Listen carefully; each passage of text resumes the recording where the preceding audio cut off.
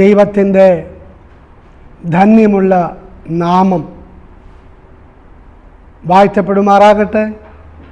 വീണ്ടും മെയ് മാസം 20-ാം തീയതി ഈ ബുധനാഴ്ച പ്രഭാതത്തിൽ പ്രഭാത മന്നയുമായിട്ട് കടന്നു വരുവാൻ സ്വർഗം സഹായിച്ച അവൻ കൃപയ്ക്കായിട്ട് നന്ദിയോടെ ദൈവത്തിന് സ്തോത്രം ചെയ്യുന്നു.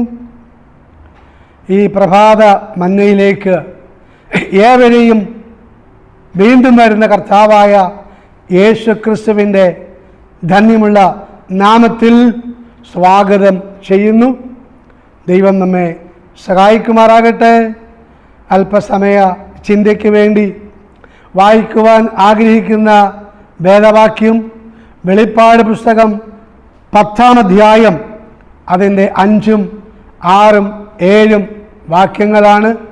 ആ വാക്യങ്ങൾ ഇപ്രകാരം വായിക്കുന്നു: സമുദ്രത്തിന്മേലും ഭൂമിമേലും നിൽക്കുന്നവനായി ഞാൻ കണ്ട ദൂതൻ വലങ്കൈ ആകാശത്തേക്ക് ഉയർത്തി, ഇനി കാലം ഉണ്ടാകുകയില്ല.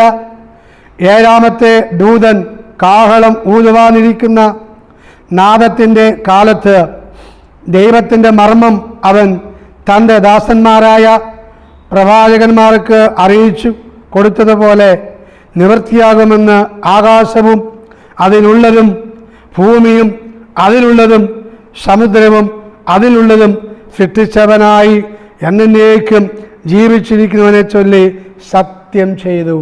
Price the Lord. ആരെ ചൊല്ലി? ആമേൻ. ആകാശവും ഭൂമിയും സമുദ്രവും ഉണ്ടാക്കിയവനെ ചൊല്ലി സത്യം ചെയ്തു. നമ്മുടെ തലക്കെട്ടും അതാണ്, സത്യം ചെയ്തു. സ്തോത്രം. Praise the Lord. ആമേൻ. ഇന്ന് കാണുന്ന ഈ ആകാശത്തെയും ഈ ഭൂമിയെയും സമുദ്രത്തെയും നിർമ്മിച്ച ആ സൃഷ്ടാവാണ് എന്നെയും നിങ്ങളെയും സൃഷ്ടിച്ചിരിക്കുന്നത്. സ്തോത്രം. ആമേൻ. ആ സൃഷ്ടാവാൻ ദൈവത്തിൻ്റെ ശ്വാസമാണ് നാം ശ്വസിക്കുന്നത്. ആമേൻ. സ്തോത്രം. അതേ ഉൽപ്പത്തി പുസ്തകം ആമേൻ 1-ാം അധ്യായത്തിൽ നാം വായിക്കുന്നുണ്ട്. 26-27 വാക്യങ്ങളൊക്കെയും യഹോവയായ ദൈവം തൻ്റെ സാദൃശ്യപ്രകാരം തൻ്റെ സ്വരൂപത്തിൽ ആമേൻ സ്തോത്രം മണ്ണിൽ നിന്നും മനുഷ്യനെ ഉണ്ടാക്കിയിട്ട് മനുഷ്യൻ്റെ മൂക്കിൽ ജീവശ്വാസമൂതി മനുഷ്യൻ ജീവനുള്ള ദേഹിയായിത്തീർന്നു. ആമേൻ. ആമേൻ. മനുഷ്യൻ ഏകനായിരിക്കുന്നത് നന്നല്ല എന്ന് കണ്ടുകൊണ്ട് മനുഷ്യന് തക്കതായ തുണയെ ദൈവം കൊടുക്കുവാൻ ഇടയായിത്തീരും. സ്തോത്രം. ആമേൻ. ഇന്ന് കാണുന്ന സകലത്തെയും സൃഷ്ടിച്ച സൃഷ്ടാവായ ദൈവം. ആമേൻ. സ്തോത്രം.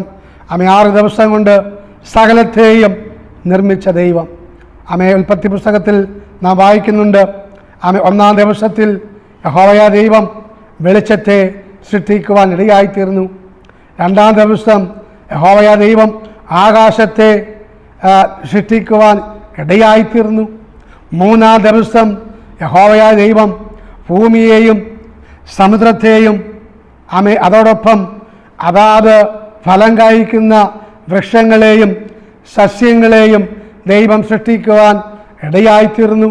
4-ാം ദിവസം യഹോവയായ ദൈവം വലിയ വെളിച്ചങ്ങളെയും ചെറിയ വെളിച്ചങ്ങളെയും, അതായത് സൂര്യനെയും ചന്ദ്രനെയും നക്ഷത്രങ്ങളെയും സൃഷ്ടിക്കുവാൻ ഇടയായിത്തീർന്നു. 5-ാം ദിവസം യഹോവയായ ദൈവം ജലജന്തുക്കളെ സൃഷ്ടിക്കുവാൻ ഇടയായിത്തീർന്നു. അതായത് മത്സ്യങ്ങൾ, തിമിംഗലങ്ങൾ, പർവ്വജാതികളെ ദൈവം സൃഷ്ടിക്കുവാൻ ഇടയായിത്തീർന്നു. 6-ാം ദിവസം ജീവജന്തുക്കളെ ദൈവം സൃഷ്ടിക്കാൻ ഇടയായിത്തീർന്നു. ഇഴജാതികൾ, കാട്ടുമൃഗങ്ങൾ, കന്നുകാലികൾ, ഇങ്ങനെ ഉള്ളതിനെ സൃഷ്ടിക്കാൻ ഇടയായിത്തീർന്നു. എന്നിട്ടൊടുവിലായിട്ട് മനുഷ്യനെ ദൈവം പൊടിയിൽ നിന്നും നിർമ്മിച്ചിട്ട് മനുഷ്യൻ്റെ മൂക്കിൽ ജീവശ്വാസമൂതി മനുഷ്യൻ ജീവനുള്ള ദേഹിയായിത്തീർന്നു. അങ്ങനെയെങ്കിൽ നമ്മുടെ ഈ ജീവൻ ആരുടെയാണ്? നാം ശ്വസിക്കുന്ന ഈ ശ്വാസം ആരുടെയാണ്? സർവശക്തനായ ദൈവത്തിൻ്റെതാണ് സ്തോത്രം. വചനം പറയുന്നു, അവൻ മുഖാന്തരം സകലത്തെയും ഉളവായി. ആര് മുഖാന്തരം? യേശു ക്രിസ്തു മുഖാന്തരം സകലത്തെയും ഉളവാക്കി. ഉളവായതൊന്നും അവനെ കൂടാതെ ഉളവായത് അല്ല. അങ്ങനെയെങ്കിൽ യേശു ക്രിസ്തു മുഖാന്തരമാണ് സകലത്തെയും സൃഷ്ടിക്കുവാൻ ഇടയായത്. നാമം യേശു ക്രിസ്തുവിൻ്റെ വകയാണ് സ്തോത്രം. അതുകൊണ്ട് ഞങ്ങളെ കേൾക്കുന്ന പ്രിയപ്പെട്ടവരെ, സ്തോത്രം, സ്വന്തം സൃഷ്ടാവിനെ അറിഞ്ഞിട്ടും നാം സ്വന്തം സൃഷ്ടാവിന് കൊടുക്കേണ്ട മഹത്വം കൊടുക്കാതെ ആ മഹത്വങ്ങൾ വേറെ ആർക്കെങ്കിലും കൊടുത്താൽ വരാനിരിക്കുന്ന ആ ദൈവത്തിൻ്റെ ന്യായവിധിയിൽ നിന്നും മാറി നിൽക്കുവാൻ നമുക്ക് കഴിയുന്നത് അല്ല. ഇവിടെ സകലത്തെയും സൃഷ്ടിച്ച ദൈവത്തെ കൊണ്ട് സത്യം ചെയ്യുകയാണ്. അതുകൊണ്ട് ദൈവത്തിന് സ്തോത്രം, അതേ വാക്യവ്യത്യാസമില്ല. ദൈവത്തെ സ്നേഹിച്ച് ദൈവത്തിൻ്റെ കൽപ്പനകൾ അനുസരിച്ച് നേരായ വഴിയിൽ നടക്കുന്നവർക്ക് എന്തുണ്ട്? വീണ്ടെടുപ്പുണ്ട്, നിത്യജീവനുണ്ട്. വീണ്ടും ജനിക്കുന്നവർക്ക്, അതായത് വെള്ളത്താലും ആത്മാവിനാലും ജനിക്കുന്നവർക്ക് എന്തുണ്ട്? ജീവപുസ്തകത്തിൽ പേര് എഴുതിച്ചേർക്കുവാൻ ഇടയായിത്തീരും. അതായത് നമ്മുടെ മാതൃക ആരാണ്? കർത്താവായ യേശു ക്രിസ്തുവാണ്. കർത്താവായ യേശു ക്രിസ്തു 30-ാമത്തെ വയസ്സിൽ അതേ സ്തോത്രം, സ്വാഭാവിക യോഹന്നാൻ്റെ കൈക്കീഴിൽ യോർദാനിൽ സ്നാനം സ്വീകരിക്കുവാൻ ഇടയായിത്തീർന്നു. സ്തോത്രം. സ്നാനം സ്വീകരിച്ച ആ നിമിഷം തന്നെ സ്വർഗം തുറക്കുന്നു. സ്വർഗം ദൈവം പറയുകയാണ്, പിതാവായ ദൈവം പറയുകയാണ്, ഇവൻ എൻ്റെ പ്രിയപുത്രൻ, ഇവനിൽ ഞാൻ പ്രസാദിച്ചിരിക്കുന്നു. ഉടനെ പരിശുദ്ധാത്മാവ് ദൈവം പ്രാപന്ന പോലെ ഇറങ്ങി വന്ന് തൻ്റെ ദേഹത്ത് ഇരിക്കുവാൻ ഇടയായിത്തീർന്നു. ദൈവപ്രസാദം ലഭിക്കണമെങ്കിൽ മല ചവിട്ടണ്ട. സ്തോത്രം, എങ്ങും അത് ചെരിപ്പിടാതെ നടക്കണ്ട. പുണ്യകർമ്മങ്ങൾ ചെയ്യണ്ട. യാതൊന്നും ചെയ്യേണ്ട ആവശ്യമില്ല. എന്ത് ചെയ്യണം? ആ റോമാലേഖനം 10-ാം അധ്യായം 9-10 വാക്യങ്ങൾ വായിക്കുന്നുണ്ട്. യേശുവിനെ വാഗൊണ്ട് ഏറ്റുപറയുകയും ഹൃദയം കൊണ്ട് വിശ്വസിക്കുകയും ചെയ്താൽ നീ രക്ഷിക്കപ്പെടും. വാഗൊണ്ട് എന്ത് ചെയ്യണം?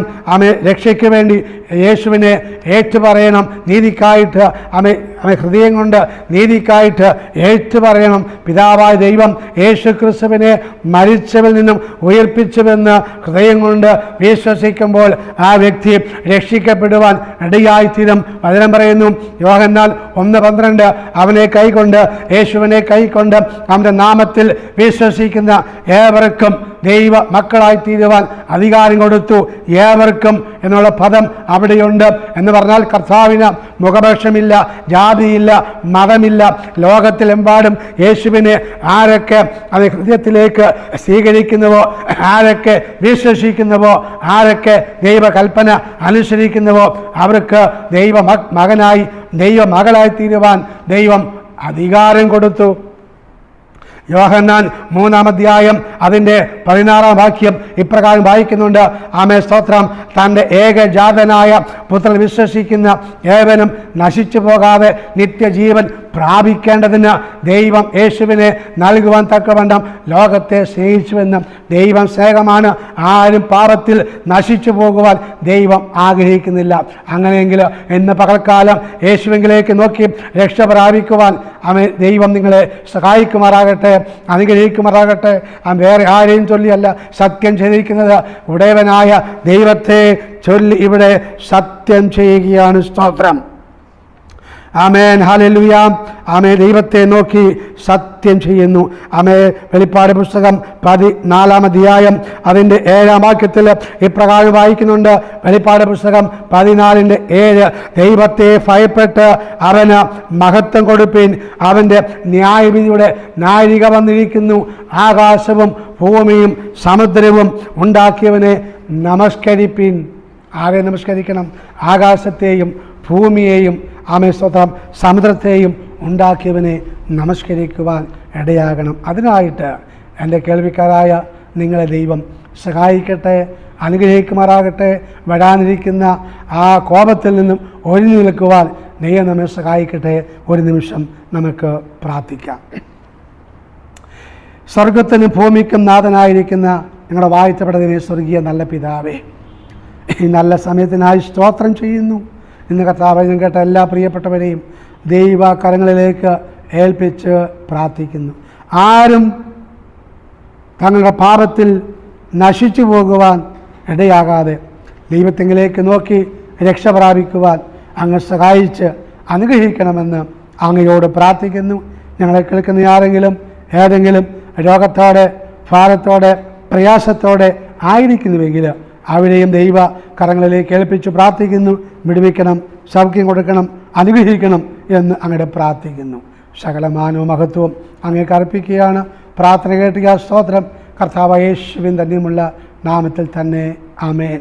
സർവശക്തനായ ദൈവം ഏവരെയും സഹായിക്കുമാറാകട്ടെ, അനുഗ്രഹിക്കുമാറാകട്ടെ. ഒരു നല്ല ദിവസം നേരുന്നു. ആമേൻ, ആമേൻ, ആമേൻ.